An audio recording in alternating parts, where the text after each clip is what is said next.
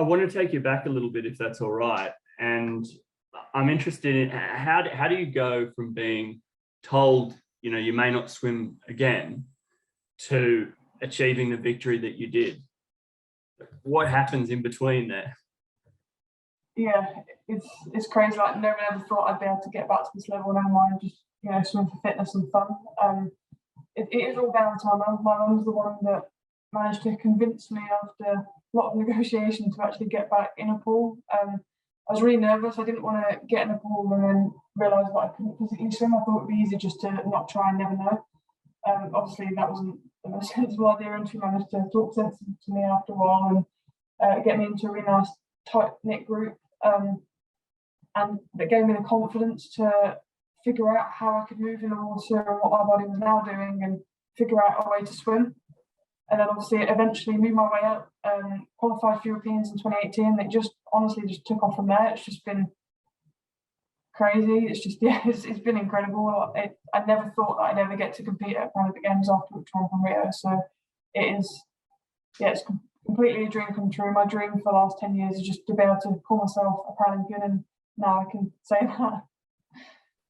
I'm getting chills just hearing you say that, you know, to think that you've worked so hard. And I know all Paralympians work really hard, but that you've worked so hard and achieved what you have is just incredible. I wanted to ask, you mentioned there the European champs. How does this victory compare to, I mean, you've got quite a lot. You know, you've got an impressive resume through the world champs in Glasgow and in London.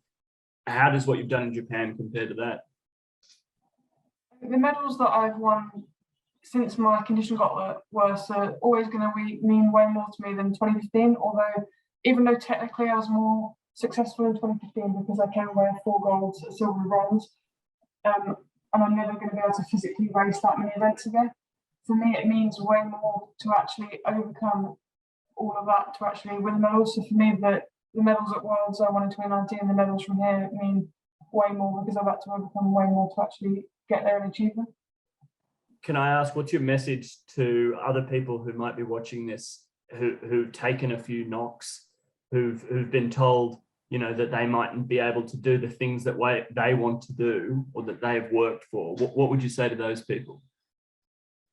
So I think I'm proof that you can prove people wrong. People say you can't do something. If you've got enough determination to do it, then you'll find a way. Like, if you really want to do it, it'll take you longer. You might have to adapt to the way you do it. You might have to do it differently. But if you really want it, you can achieve it. And I think I'm definitely proof of that.